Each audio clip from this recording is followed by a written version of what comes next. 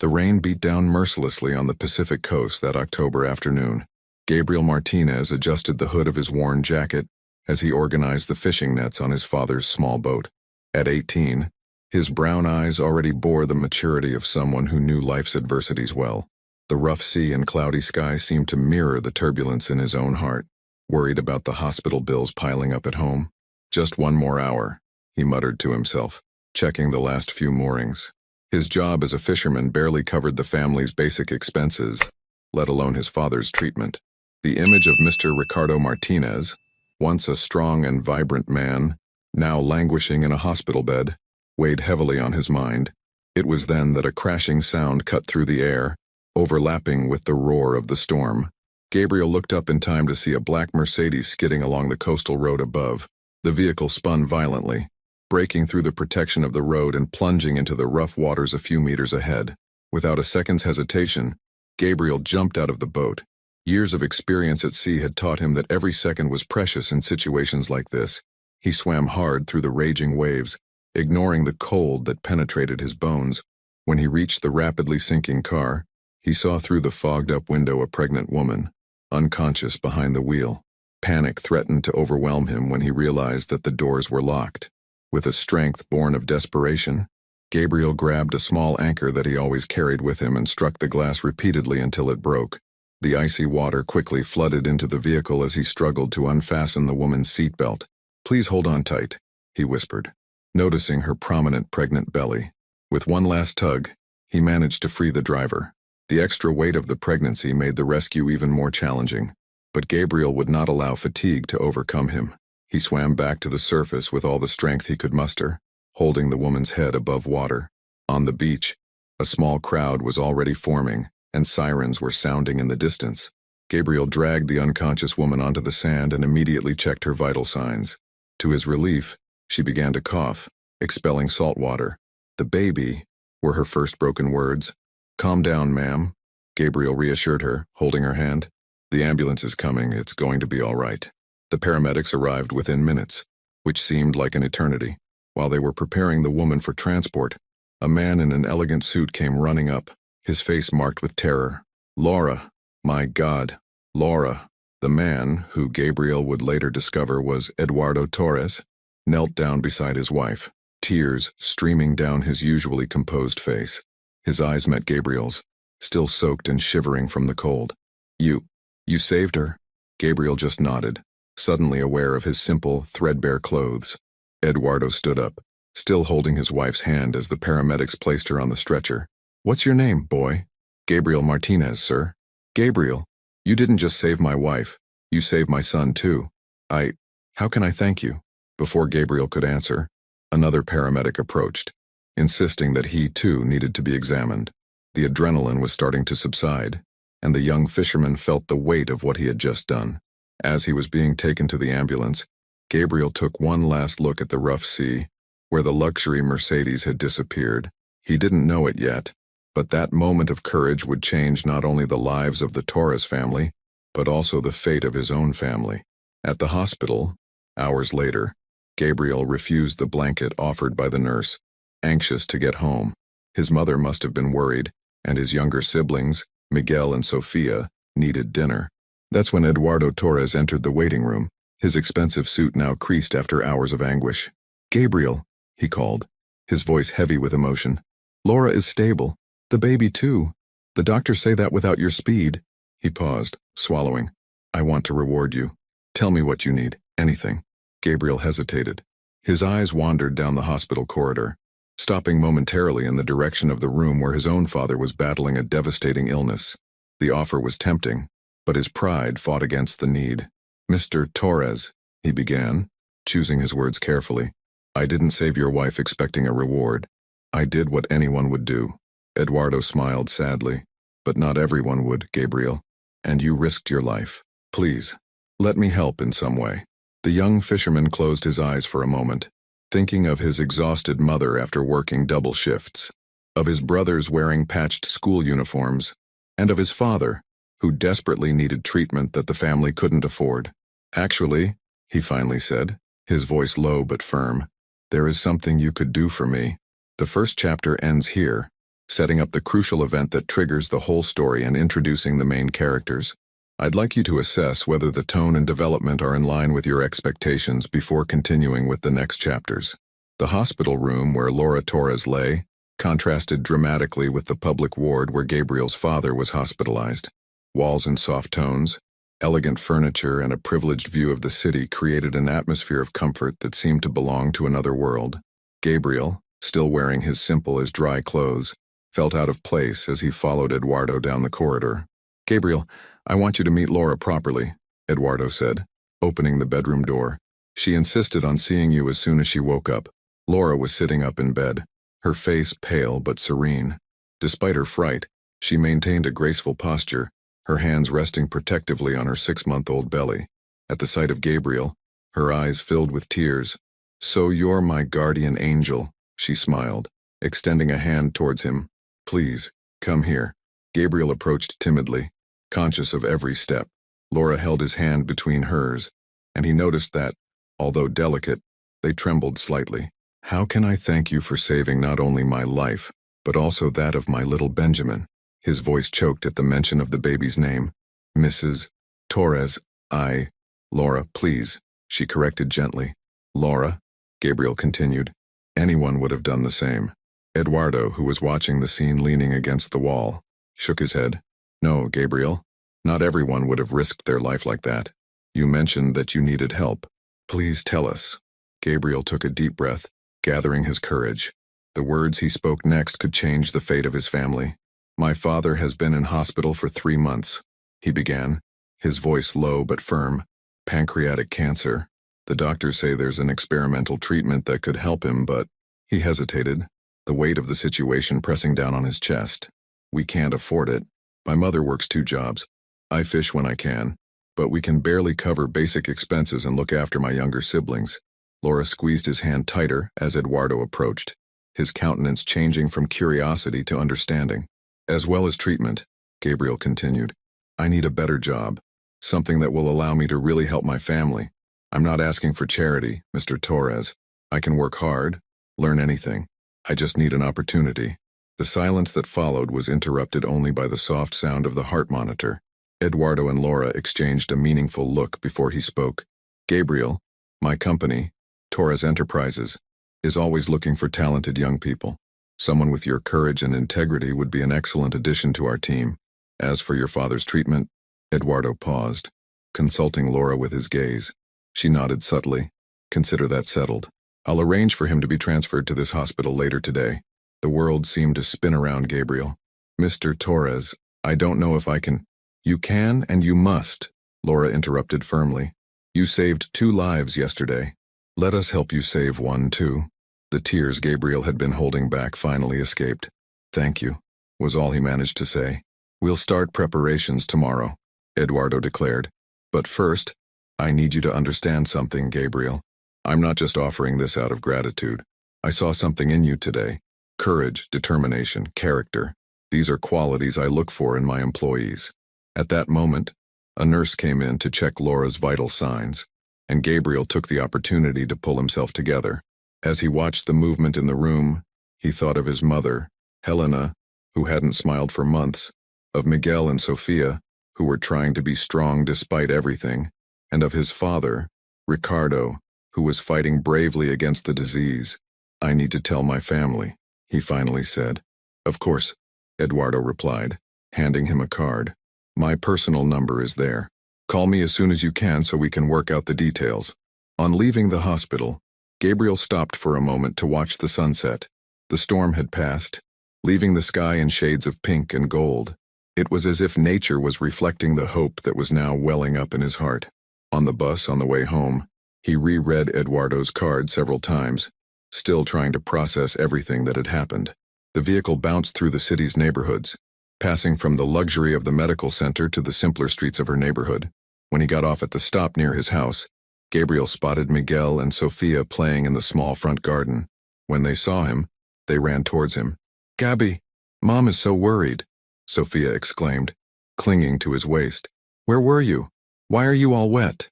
Miguel asked, his curious eyes scanning his older brother. Gabriel hugged them both, his heart overflowing with love and hope. "Come on, he said, leading them inside. I have an incredible story to tell you and Mom.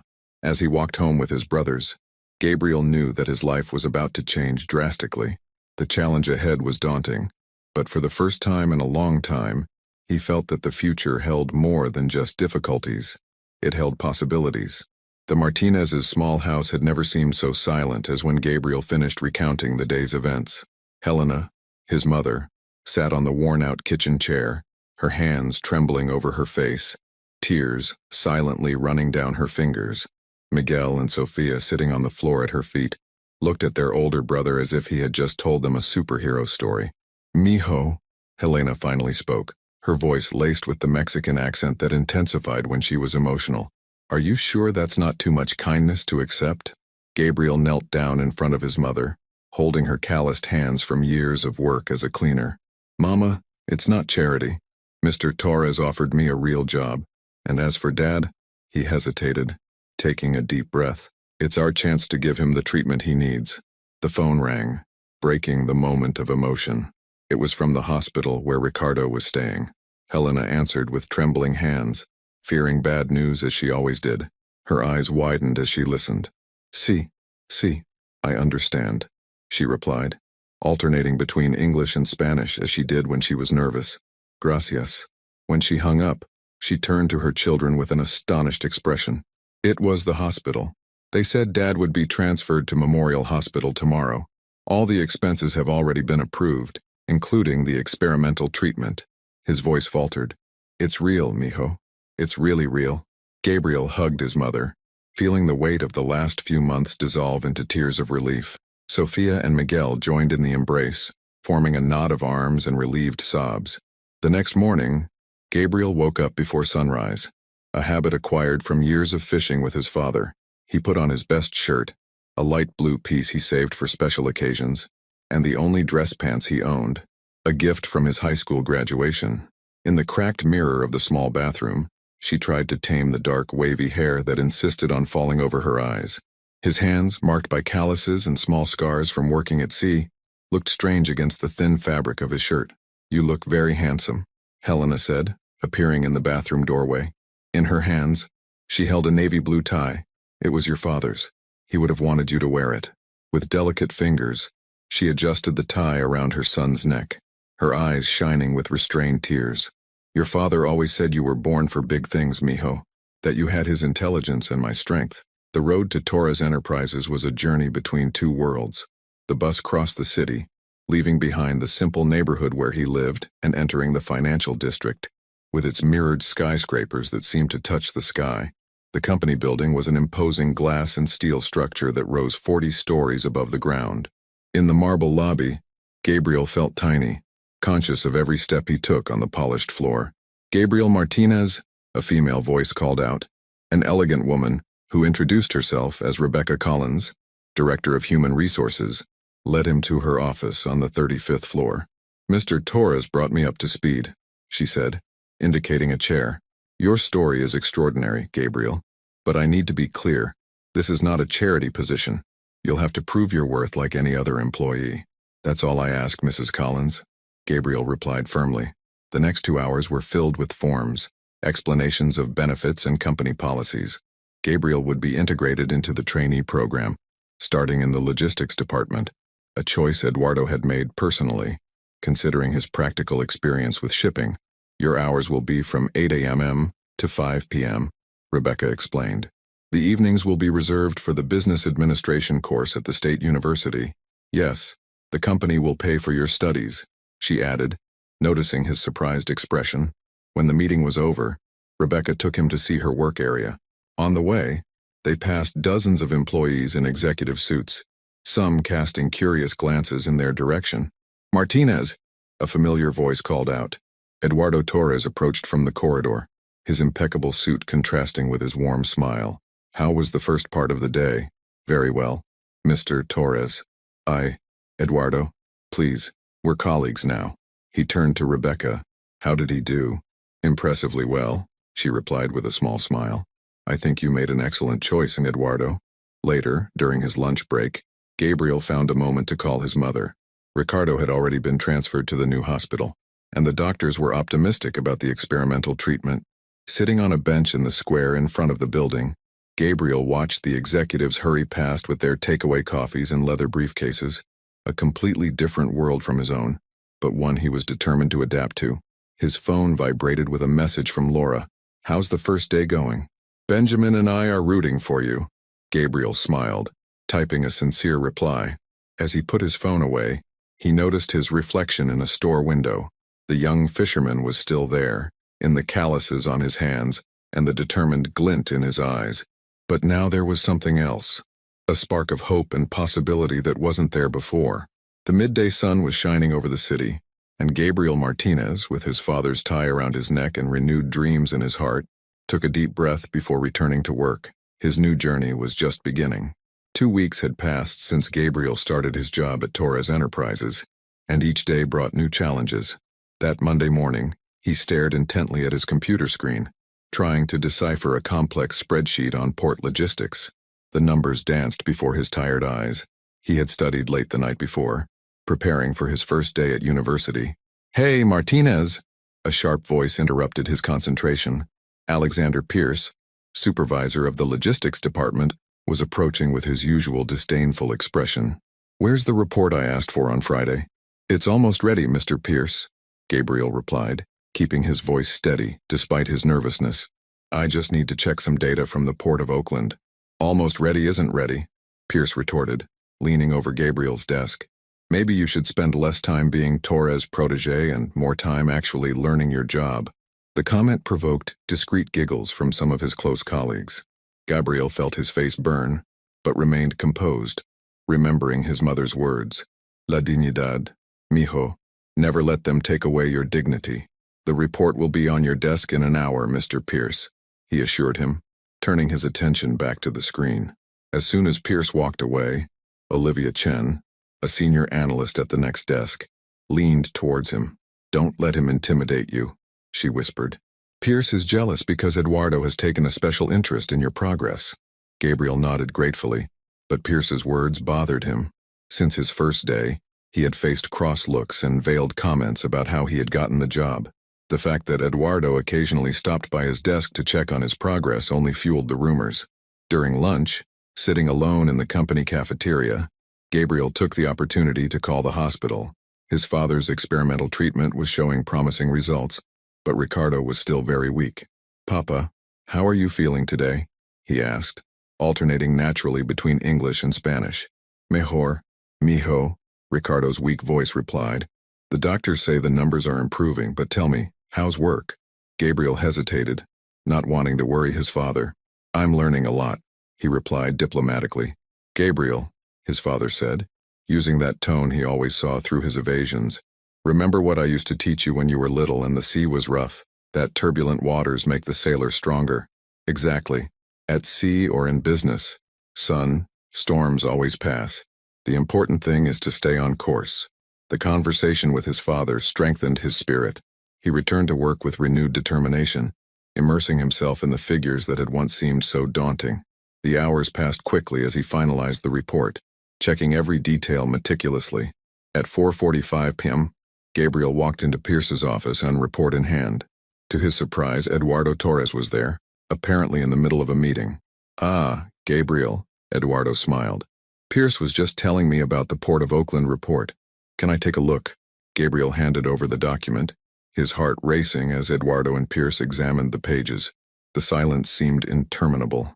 "Impressive," Eduardo finally declared, "especially this analysis on optimizing navigation routes. Very practical, almost as if it had been done by someone who really knows the sea." Pierce seemed to have swallowed something bitter. "Yes, well, it's adequate. More than adequate," Eduardo corrected.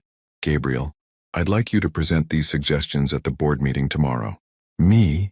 Gabriel asked, surprised.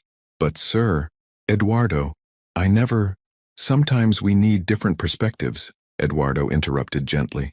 "Your experience as a fisherman brings a practical knowledge that our traditional analysts don't have."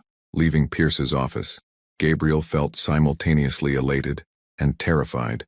A presentation to the board. His stomach churned at the thought. On the subway on his way to the university, he mentally reviewed his knowledge of navigation tides and sea routes. He knew it like the back of his hand. It was the world he had grown up in.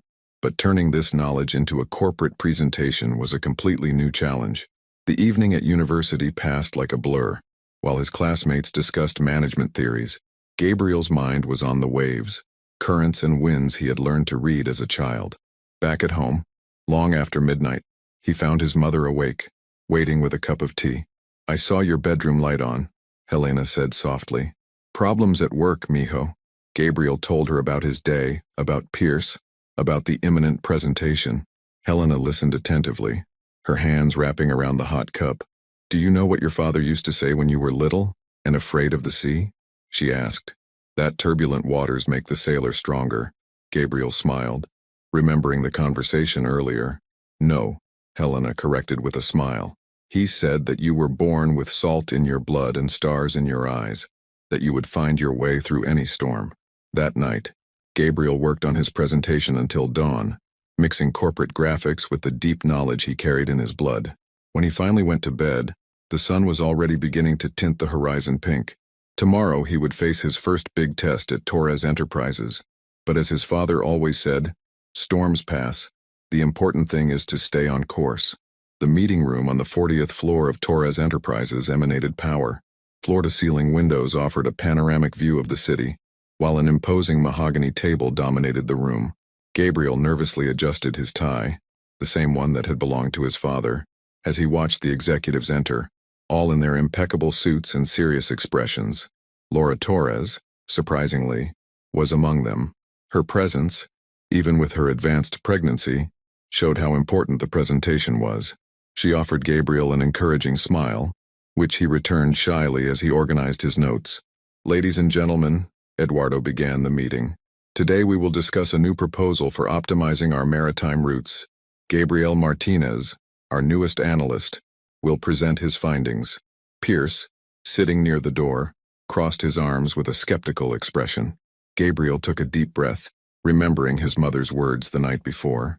With a click of the remote control, he began his presentation. "As many of you know, our port operations have been facing significant delays," he began, his voice initially hesitant but gaining strength. "But what few realize is that we are ignoring one of the most valuable resources at our disposal, the sea itself." For the next 20 minutes, Gabriel led the board through a detailed analysis that mixed corporate data with practical knowledge. He explained how sea currents, when properly harnessed, could significantly reduce fuel consumption.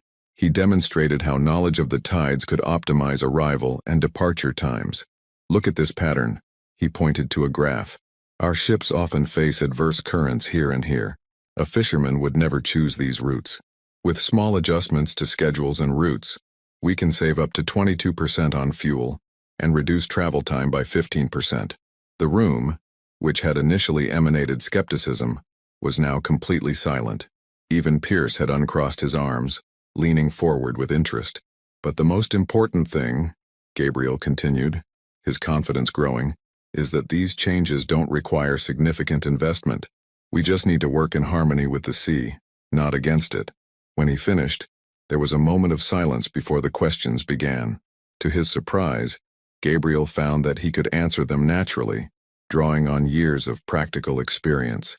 "Impressive," commented Victoria Blackwood, finance director. "How long did it take you to develop this analysis?" "Actually," Gabriel replied honestly, "these observations are the result of a lifetime at sea.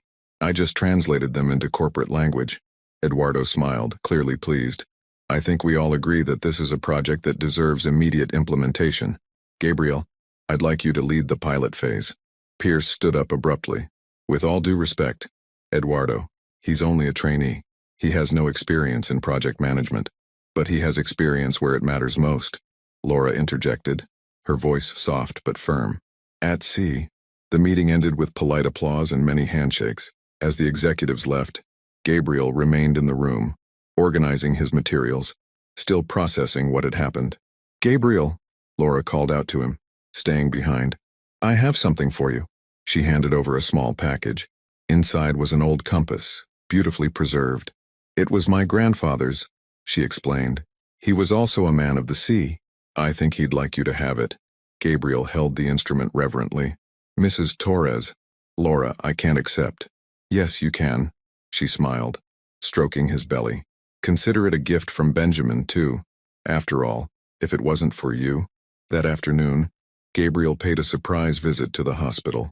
He found his father sitting on the bed, looking better than he had in weeks. Papa, he said, showing the compass. Today I learned that sometimes we need different instruments to navigate uncharted waters. Ricardo smiled, recognizing the wisdom in his son's words. And how was the presentation? Gabriel told them about the meeting, about the executives' initial doubts, about how his knowledge of the sea had opened up new horizons. You know, mijo, Ricardo said, holding his son's hand. When you were little and accompanied me on the boat, I always knew that you could see beyond the waves. You weren't just learning to fish, you were learning to read the world. On the way to the university that evening, Gabriel held the compass in his pocket.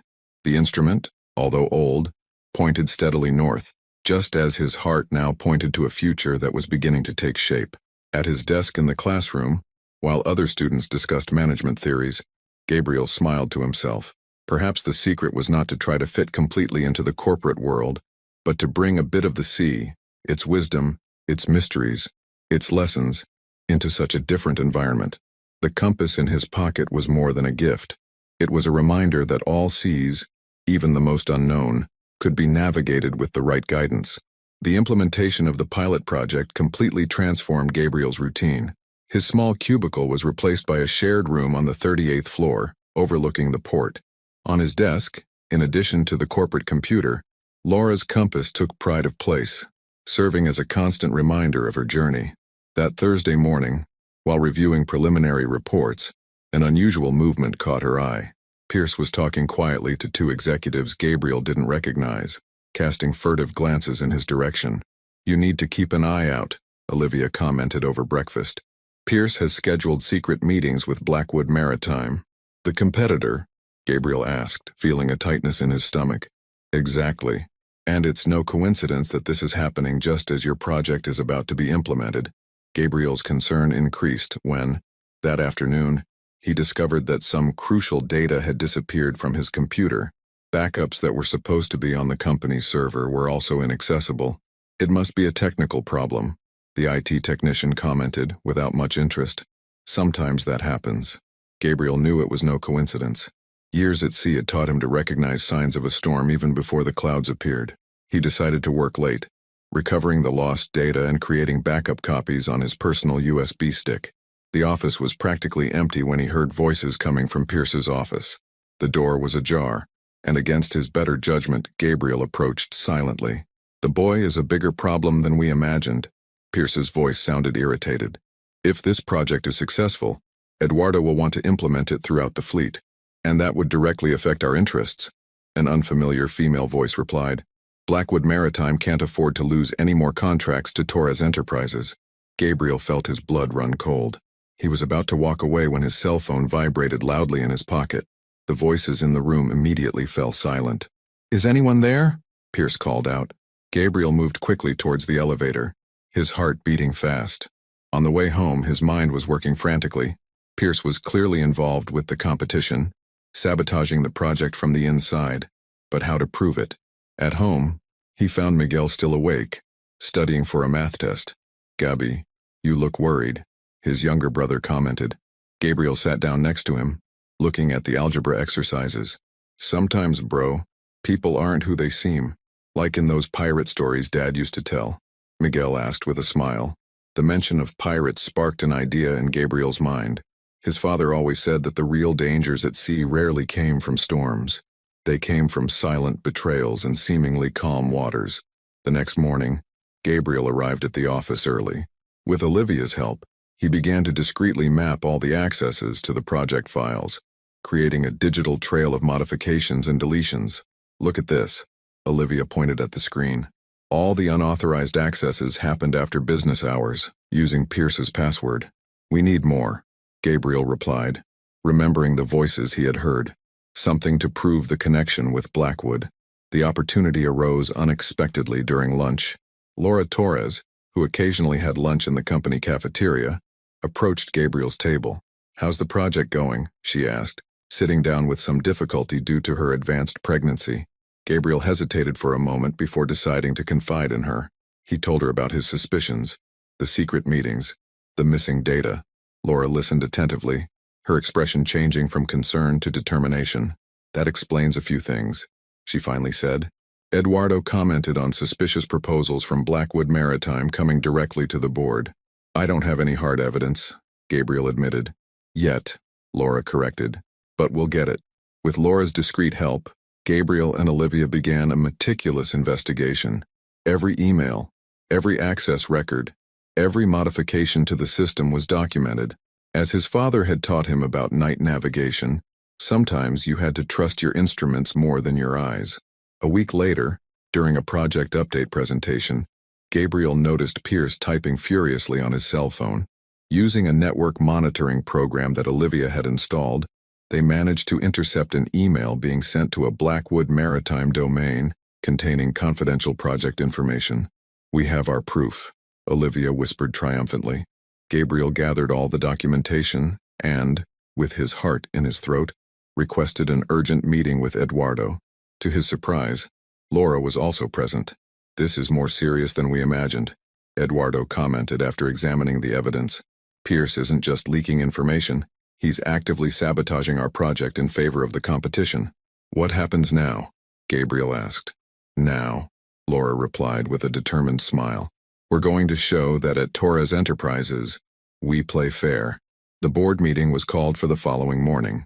Pierce entered the room with his usual confidence, which quickly dissipated when he saw the evidence being presented on the screen. This is ridiculous, he tried to argue. It's obvious that the kid faked this evidence because he can't handle a little pressure. Digital records don't lie, Mr. Pierce, Eduardo replied coldly. Your password was used to access and modify confidential documents, which subsequently appeared on Blackwood Maritime's servers. Pierce's face paled when Eduardo mentioned the competing company. Within hours, he was escorted out of the building, and a formal investigation was launched. That evening, visiting his father in hospital, Gabriel told him about the day's events. You know, Papa, you always said that the sea teaches you more than sailing. Ricardo smiled.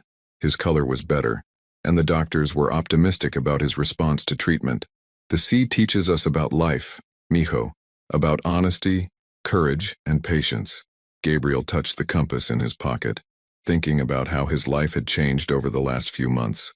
From fisherman to executive, from rescuer to investigator, each role requiring different kinds of courage, and about trusting the right instruments, he added, smiling at his father. Si, Ricardo agreed. But the most important instrument will always be your heart, mijo, and yours has never failed to point north. Autumn was coming to an end, bringing with it colder winds and an accelerated pace at Torres Enterprises.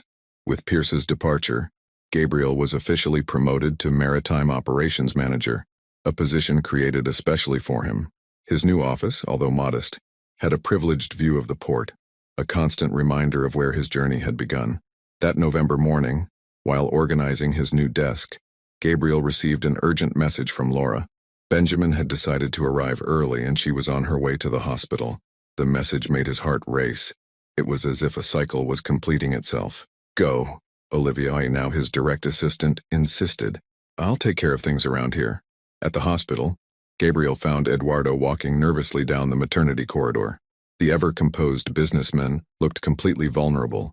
Gabriel, he exclaimed when he saw him. How nice of you to come. Laura, she asked for you. Inside the room, Laura was breathing heavily between contractions. When she saw Gabriel, she stretched out her hand towards him. Our savior, she smiled faintly. It looks like Benjamin chose a significant day to be born. Significant? Gabriel asked, holding out his hand. Exactly 3 months since that day on the shore, Eduardo explained, his voice breaking. The day you saved our lives. The next few hours were intense. Gabriel alternated between keeping Eduardo company in the corridor and visiting Laura briefly. In between visits to the room, he took the opportunity to call his family. Mama, could you bring Papa to meet the baby? The doctors say he's strong enough for a short visit. Helena agreed with emotion. The experimental treatment was working better than expected, and Ricardo was already able to go for short walks. Towards evening, Benjamin's loud cries echoed down the corridor. Gabriel, who was standing outside with his father in a wheelchair, and his mother felt tears well up in his eyes. Life, Ricardo murmured, squeezing his son's hand. Life always finds a way. When they were finally able to enter the room, Laura was beaming, holding a small package in her arms. Eduardo, his eyes watering, made sure that Gabriel was the first to hold the baby after his parents. Benjamin Martinez Torres, Laura announced softly. Gabriel looked up in surprise. Martinez, your name deserves to be part of his story, Eduardo explained. Not only did you save their lives, but you also changed our company, our way of seeing the world. Benjamin wriggled in Gabriel's arms, briefly opening his little eyes. Helena, who was watching the scene, whispered an ancient prayer in Spanish, while Ricardo smiled proudly from his wheelchair. Back at the office the next day, Gabriel found a new energy in the room. The news of Benjamin's birth had spread, and along with it, a renewed sense of purpose. Meeting in 5 minutes, Olivia announced, entering her office. The board wants to discuss the expansion of the project. In the meeting room, Gabriel presented the preliminary results of the implementation. The figures were impressive. Fuel savings 25% higher than expected, a significant reduction in travel times, and a notable increase in crew satisfaction. But the most important thing, Gabriel concluded, is that we're just getting started. There is so much traditional knowledge about the sea that can be applied to modern business. Victoria Blackwood, who after the incident with Pierce had become one of his biggest supporters, stood up to make an announcement. The board has approved the creation of a new program, she declared. The Torres-Martinez Maritime Program. We want to create a bridge between the traditional knowledge of the men of the sea and modern technology. Gabriel felt the weight of those words. It wasn't just a program, it was a recognition that sometimes the best innovations come from unexpected places. That evening, visiting his father in hospital for his treatment session, Gabriel shared the news. Did you see that, Papa? All those years at sea? They weren't just about fishing, Ricardo added with a smile. They were about understanding nature, respecting its rhythms, learning its lessons. Miguel and Sofia, who had come along, listened fascinated. For them, their older brother had become a kind of hero, not just for the dramatic rescue, but for showing that it was possible to build bridges between different worlds. Gabby, Sofia asked, are you still going fishing with us when Dad gets better? Of course, Pequeña, Gabriel replied, ruffling his sister's hair. The sea will always be part of who I am. Later, in his new apartment, a gift he had given himself with his first bonus, Gabriel watched the lights of the port through the window. Laura's compass rested on his desk, along with a recent photo of Benjamin. His phone vibrated with a message from Eduardo. Laura and Benjamin are going home tomorrow. We'd like you to join us for dinner at the weekend.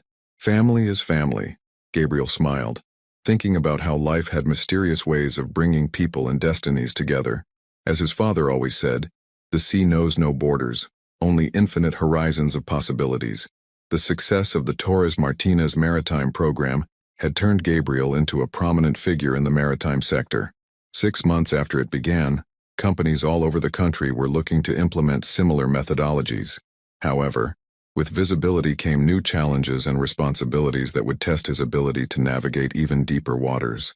One particularly hectic morning, Olivia burst into his office with a worried expression. Gabriel, you need to see this, she said, holding out the tablet with the maritime news. The headline made her heart squeeze. Former Torres Enterprises executive accuses company of intellectual property theft. The article, signed by a respected financial newspaper, carried serious accusations from Pierce, claiming that Gabriel's revolutionary program was actually based on confidential research by Blackwood Maritime. He's lying, Gabriel muttered, but felt a chill run down his spine as he continued reading. Pierce had presented documents that, although manipulated, seemed convincing at first glance. His phone rang. It was Eduardo. Emergency meeting in 15 minutes. Bring everything you have on the development of the program. On the way to the meeting room, Gabriel stopped briefly in his office to pick up his old briefcase, the one that contained his first drafts, made when he was still a fisherman, long before he met Torres Enterprises. The meeting room was tense. Eduardo, normally calm, was showing clear signs of worry. Victoria Blackwood was on the phone with the company's lawyers, while other executives whispered in small groups. The charges are serious, Eduardo began as soon as everyone was seated. Pierce is claiming that he had access to confidential documents from Blackwood Maritime, which proved that they had been developing a similar system for years. But that's impossible, Gabriel protested, opening his old briefcase. These ideas came from my experiences at sea, from my father's lessons. We believe you, Gabriel, Laura intervened, entering the room with Benjamin in her arms. But we need concrete proof. The baby, now 6 months old, smiled when he saw Gabriel, stretching out his little arms towards him. This innocent gesture brought sudden clarity to his thoughts. Actually, Gabriel said, picking up his oldest notebook, I have something better than proof. I have the whole story. On the yellowed, seawater-stained pages, Gabriel had documented years of observations about currents, winds, and sea routes. There were detailed diagrams, rudimentary calculations, and notes in Spanish made by his father. This is from when I was 15, he explained, showing a specific page. My father and I started to develop a system to save fuel based on natural currents. We couldn't afford big boat guys, so we had to be efficient. Laura, who was now cradling a sleepy Benjamin, smiled. That's why the program works so well. It wasn't created in a boardroom. It was born at sea. The legal team, which had arrived during Gabriel's presentation, carefully examined the documents, the dates, the natural wear and tear of the paper, the different handwriting over the years. Everything indicated the authenticity of the material. That's excellent, commented the lead lawyer. But we need more. Mr. Martinez, would your father be willing to testify about the development of these techniques? Gabriel felt a tightness in his chest. Ricardo was still undergoing treatment, although he was responding well. I'll talk to him and the doctors. That evening, at the hospital, Gabriel explained the situation to his parents. Ricardo, although still weak, sat up straighter in bed. Mijo, those techniques weren't invented by us, he said with a wise smile. They've been passed down through generations of fishermen. Mi padre me enseñó as your grandfather taught him. That's exactly it, Gabriel exclaimed, an idea taking shape. It's nobody's intellectual property because it's traditional knowledge. Over the next few days, Gabriel and his team worked tirelessly. They contacted old fishing communities, documented similar techniques being used by different groups along the coast, and gathered testimonials from veterans of the sea. A week later, Torres Enterprises held a press conference. Gabriel, wearing a navy blue suit that resembled the color of the ocean, stood next to Eduardo and Laura. In the front row, in his wheelchair but with a proud smile, was Ricardo, accompanied by Helena, Miguel, and Sofia. The Torres Martinez Maritime Program, Gabriel began, his voice firm, is not a corporate invention. It's a tribute to the ancestral knowledge of the men and women of the sea. A knowledge that belongs to everyone and that now, thanks to Torres Enterprises, can benefit the entire maritime industry. The presentation included videos of old fishermen sharing similar techniques, historical documents from different coastal communities, and a detailed analysis showing how the program had only systematized and modernized centuries-old practices. The final blow came when Ricardo, with Helena's help, stood up to share his own experiences. His voice, although soft, carried the weight of truth and tradition. The response was immediate. Pierce's accusations crumbled, and the press that had previously questioned the program now celebrated its authentic origins and its connection to traditional communities.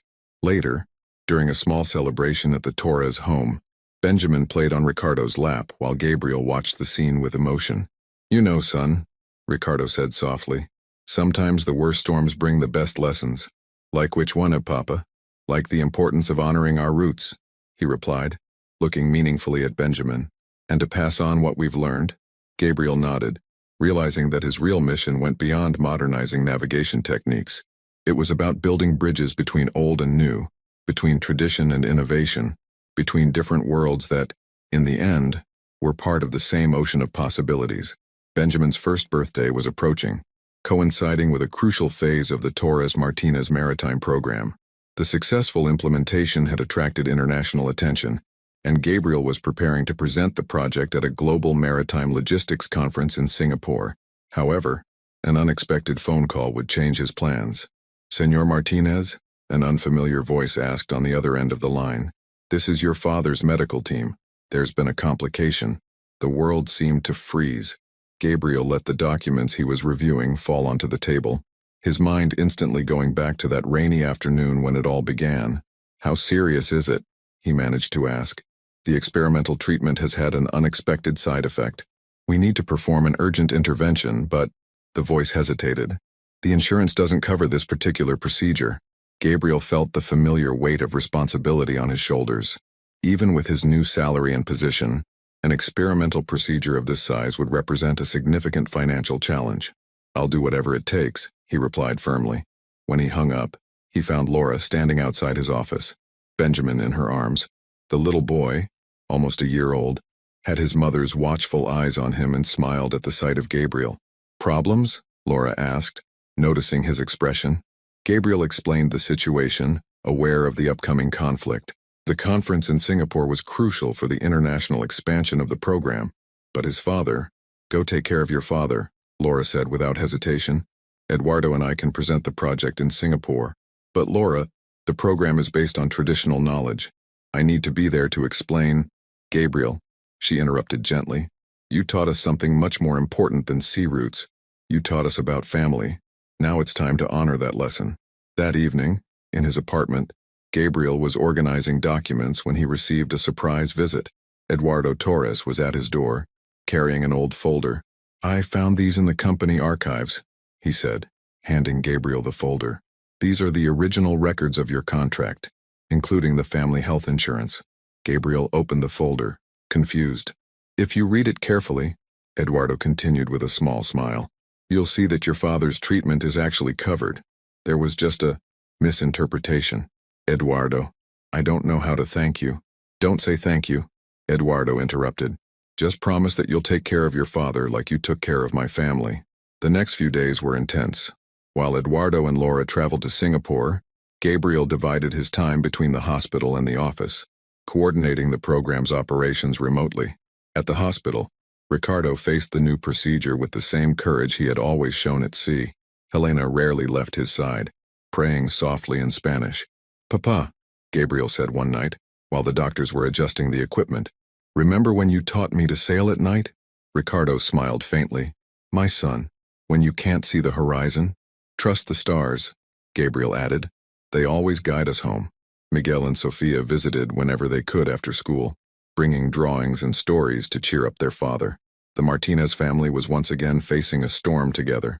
A week after the procedure, while Gabriel was working on his laptop in the hospital room, he received a video call from Singapore.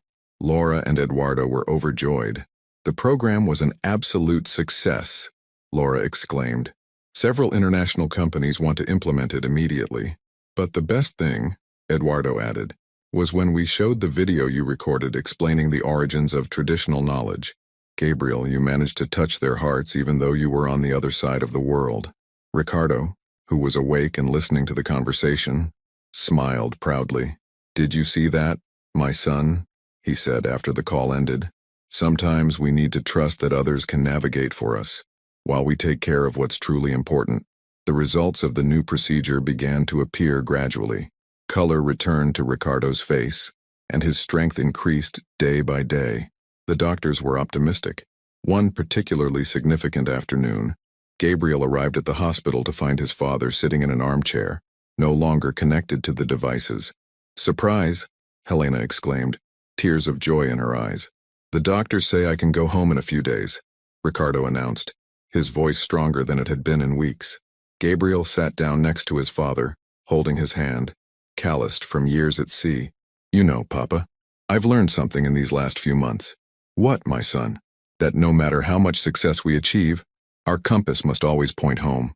Ricardo squeezed his son's hand. "And yours always has, Gabriel, even when the winds blew in the other direction." That evening, Gabriel organized a small celebration in his apartment. Eduardo and Laura, newly arrived from Singapore, brought Benjamin.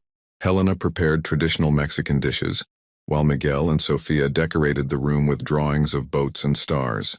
Watching his extended family gather, the Martinezes and the Torres sharing stories and laughter, Gabriel understood that his true wealth didn't lie in professional success or corporate achievements. It was there, in the deep waters of family love, where the strongest currents are those that hold hearts together, even when the storm threatens to separate them. Benjamin, on the lap of the now recovered Ricardo, played with the old compass, his little finger always pointing north, as if he instinctively understood the importance of always knowing the way home. A year had passed since Ricardo's recovery. Torres Enterprises had become the world leader in sustainable maritime logistics, and the Torres Martinez program was being studied at universities around the world. However, for Gabriel, the greatest achievement was seeing his father back at the helm of his small fishing boat on Sundays. On that special Sunday morning, 3 generations of men sailed together, Ricardo at the helm, Gabriel adjusting the sails, and little Benjamin, now 2 years old, held in his father's lap, his eyes shining with the same fascination for the sea that Gabriel had at his age. "Look, Daddy," Benjamin pointed to a group of dolphins following the boat. "You see, my son?" Ricardo smiled at Gabriel. "He's got the sea in his blood, just like you." The sun was rising over the horizon, painting the sky in shades of pink and gold. It was the same scenery Gabriel had contemplated thousands of times before, but now it seemed different, richer, more meaningful. "Gabriel!" a familiar voice called out. It was Eduardo on his yacht, approaching with Laura. It was the first time they would be taking part in the Martinez's traditional Sunday fishing trip. As the 2 boats approached, Benjamin jumped up and down excitedly. "Uncle Eduardo, Aunt Laura." The Torres family had become a natural extension of the Martinez family. Celebrations were shared, worries divided, and joys multiplied. "I have news," Eduardo announced as he helped Laura over to Gabriel's boat. "The council has unanimously approved our new initiative." Gabriel knew what he was talking about. For months they had been working on a project to create a navigation school that combined traditional knowledge with modern technology. "The Torres Martinez Maritime School will open next semester," Laura added, her eyes shining. "And we want you, Ricardo, to be our main teacher of traditional navigation." Ricardo, who was still holding the tiller, looked at Gabriel in surprise. "Me? But who better than you, Dad?" Gabriel smiled. "You don't just know the sea. You understand its language. You respect its mysteries." Benjamin, who had settled into his grandfather's lap, played with the old compass that now rarely left the boat. "Is Grandpa going to teach everyone to sail?" "Yes, my little one," Ricardo replied, his voice laced with emotion. "We're going to teach people to respect the sea as it deserves." The morning passed between stories and laughter. Eduardo, trying to fish for the first time, received patient lessons from Ricardo. Laura photographed everything, documenting these precious moments for posterity. When they returned to the port, they found Helena, Miguel, and Sofia organizing a picnic on the beach. The Sunday tradition had grown, embracing new people, new dreams. "You know," Gabriel said as they all settled down on the sand, "2 years ago, when I saved Laura and Benjamin in that storm, I thought I was just in the right place at the right time. But now I understand that the sea had bigger plans." "The sea always has bigger plans, my son." Ricardo nodded. "It doesn't just unite coastlines, it unites destinies." Eduardo raised his glass in a toast. "To the family, the one we were born into and the one we chose. And to the sea," Benjamin added precociously, making everyone laugh. As the sun began to set, Gabriel watched Benjamin playing in the sand with Miguel and Sofia. The boy was building little boats out of shells, already showing the same passion for the sea that ran through the Martinez's veins. Laura approached and sat down next to Gabriel. "Sometimes I wonder what our life would be like if you hadn't been on that beach that day." "The sea always takes people where they need to be," Gabriel replied, repeating one of his father's favorite sayings. On the horizon, a Torres Enterprises ship passed by, its route optimized by the principles Gabriel had learned in his childhood. It was a sight that perfectly symbolized the union between the traditional and the modern, between the past and the future. "Dad!" Benjamin called out, running towards him with a star-shaped shell. "Look what I found." Gabriel took his son in his arms, showing him how the star could guide them, just as his father had taught him so many years ago. It was his turn now to pass on not just the knowledge, but the love and respect for the sea that had shaped his life. Night fell softly on the beach, and the first stars began to appear in the sky. 2 families, weird, united by fate and the sea, shared much more than a name in a global company. They shared a legacy of respect for tradition, and a vision of the future where the old and the new sailed together in harmony. And so, under the starry sky, with the sound of the waves as background music, the Martinez and Torres story continued to be written, page by page, wave by wave, in an endless book, like the ocean itself. Benjamin fell asleep in his father's arms, the little starfish still clutched in his hand, perhaps dreaming of the adventures that awaited him in the vast ocean of life. And Gabriel, looking at his son, knew that the real treasure was not in professional achievements or business success, but in the bonds that, like the sea currents, connected all generations in an eternal dance of love, respect, and tradition. The inauguration of the Torres Martinez Maritime School was scheduled for a clear spring morning. The new building, built on the seafront, blended modern architecture with traditional elements. Large windows allowed a panoramic view of the ocean, while old nautical charts and navigation instruments decorated the walls. Ricardo, wearing a navy blue shirt with the school's new logo, nervously adjusted his tie as he watched the crowd gather for the opening ceremony. "Nervous, Dad?" Gabriel asked, putting his hand on Ricardo's shoulder. "A little, my son," he replied with a shy smile. "I never thought I'd be here, about to teach at such an important school." Benjamin, now almost 3, ran around the main hall, his natural curiosity leading him to touch every nautical instrument on display. Laura followed him closely, her belly already showing signs of her second pregnancy.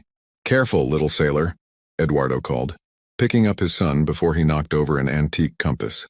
The inauguration ceremony began with Eduardo Torres giving an emotional speech about the importance of preserving traditional maritime knowledge. Gabriel then took to the stage. "3 years ago, I was just a fisherman," he began, his voice firm. "Today, I stand before you not only as an executive of Torres Enterprises, but as someone who has learned that true progress does not lie in abandoning the past, but in building bridges between the old and the new." In the front rows, Helena cried silently, while Miguel and Sofia, now teenagers, smiled proudly. The whole family had grown together with Gabriel's success. Ricardo was the last to speak. With simple but profound words, he shared stories of his years at sea, the lessons he learned in storms, and the importance of respecting maritime traditions. The sea, he concluded, doesn't distinguish between rich and poor, between traditional and modern. It teaches everyone equally, as long as we are willing to learn. After the ceremony, during the reception, Gabriel noticed Benjamin sitting on his grandfather's lap, both watching the ocean through the large windows. "What are you teaching him, Dad?" "I'm showing him how to read the clouds, my son," Ricardo replied. "Your boy has a natural gift for it, just like his father did," Laura commented, approaching with a hand on his belly. "And like this one will too." The news that it would be a girl had filled both families with joy. Maria, in honor of Laura's grandmother, who had also been a woman of the sea. That evening, after the festivities, Gabriel took his family for a special outing. His old fishing boat, now completely restored, was waiting at the pier. "I thought it would be fitting to end this special day in the place where it all began," he explained. As they sailed under the starry sky, Benjamin fell asleep in Laura's arms, and Eduardo steered the boat under Ricardo's close supervision. "You know, my son," Ricardo said softly to Gabriel, "when you were little, I dreamed of leaving you the fishing boat as your inheritance. I never imagined that you would turn that dream into something much bigger. The inheritance you left me, Dad, was much more valuable than a boat," Gabriel replied. "It was respect for the sea, the importance of family, the courage to face storms." A special glow crossed the sky, a shooting star. "Make a wish," Sophia exclaimed. But Gabriel, watching his family gathered on that boat, the Martinez and the Torres, the past and the future sailing together, knew he didn't need to ask for anything more. He had everything he had ever dreamed of and more. Benjamin woke up briefly, pointing sleepily at the horizon. "Daddy, look. The stars are dancing on the sea." It was the reflection of the lights in the sky on the calm water, creating a magical spectacle that seemed to celebrate that special moment. "Yes, my son," Gabriel smiled, hugging Laura. "The stars always dance for those who know how to appreciate the magic of the sea." The boat continued its peaceful journey under the night sky, carrying not just a family, but a living legacy of love, tradition, and respect for the sea. And in the calm waters of the bay, the reflections of the stars really did seem to dance, as if the ocean itself were blessing that union of lives, dreams, and destinies. The Torres Martinez Maritime School was more than just an educational project. It was a symbol of how respect for traditions could pave the way to the future. And there, on that boat under the stars, two families united by destiny continued to write their story, page by page, wave by wave, in the great book of the sea. 5 years have passed since the Torres Martinez Maritime School opened. What began as a local project had expanded to 3 continents, bringing traditional maritime knowledge to a new generation of navigators. One particularly significant morning, Gabriel watched the graduation of the first class from his office. Among the graduates, Miguel, now 18, stood out as one of the best students. "Are you proud of your brother?" Laura asked, entering the room with little Maria, now 4, bouncing along beside her. "Very," Gabriel smiled. "He's managed to perfectly combine traditional knowledge with new technologies." Benjamin, at the age of 7, already showed the same passion for the sea as his father and grandfather. Sitting at Gabriel's desk, he drew boats with surprising precision for his age. "Dad," Benjamin called out, "when can I have lessons with Grandpa Ricardo?" "Soon, my son," Gabriel replied, affectionately ruffling the boy's hair. "But first, you need to learn to swim better." The graduation ceremony took place in the school's amphitheater, overlooking the ocean. Ricardo, now a respected teacher, handed out the diplomas with obvious pride. When it was Miguel's turn, the two shared an emotional hug. "Your brother reminds me of you at his age," Helena commented to Gabriel, wiping away tears. "The same sparkle in your eyes when you talk about the sea." Eduardo, who now divides his time between Torres enterprises and social projects linked to the sea, took to the stage for the closing speech. "When we started this school," he said, "many doubted that traditional knowledge could have a place in the modern world. Today, our graduates prove that true innovation lies in honoring the past while building the future." After the ceremony, the Martinez and Torres families gathered for a special celebration on Ricardo's boat, now transformed into a school ship. "Do you remember the first time we sailed together?"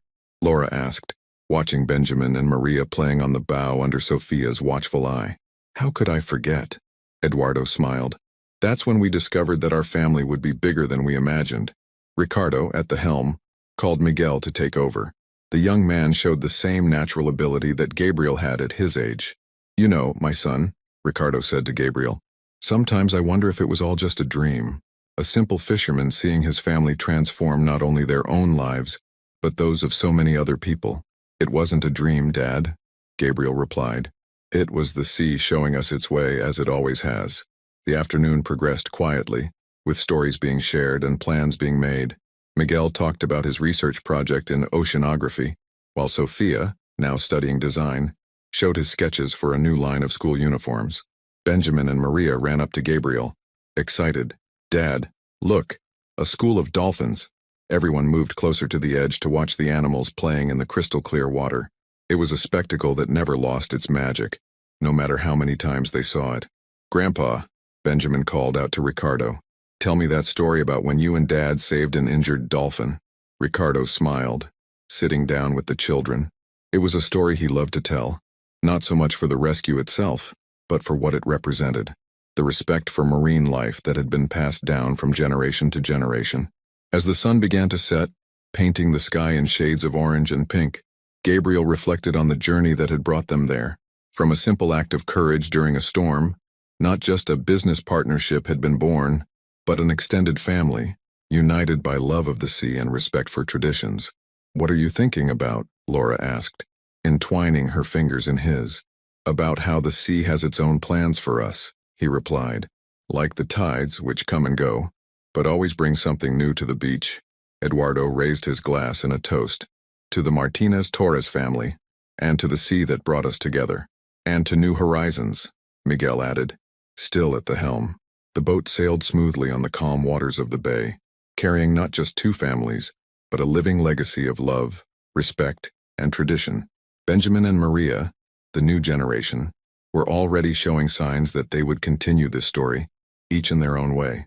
And so, under the starry sky that was beginning to reveal itself, Gabriel knew that this wasn't just a story of business or educational success. It was a story of how the sea, in its infinite wisdom, had woven different destinies into a single fabric, creating something stronger and more beautiful than anyone could have imagined. The cycle continued, like the tides, always moving, always bringing new possibilities, always connecting past and future in an eternal present of love, respect, and gratitude for the sea that had changed their lives forever. If you were in Gabriel's shoes, having to choose between attending the important conference in Singapore or staying to look after his sick father, what decision would you make? and how might it impact your professional and family future? Leave your opinion in the comments. Thank you for watching. If you enjoyed the story, please subscribe to our channel and leave a comment below letting us know what you thought. Your feedback and support mean a lot to us. Stay tuned for more exciting stories.